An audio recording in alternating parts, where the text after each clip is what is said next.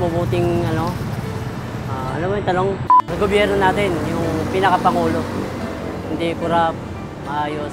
Tapat na pamumuno at walang korupsyon. Dapat bigyan ng mayayaman, ng pera ay mahihirap.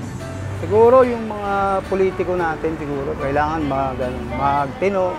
Dahil lahat ng politiko, saka alisin yung mga matatakaw, lahat ng magnanakaw, kamukha ni ang galing nyo! Dapat magkaroon ng trabaho ang bawat tao.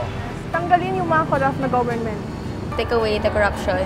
Maalis yung korupsyon sa gobyerno. Yung walang trabaho, bigyan ng magagandang trabaho. Disiplina.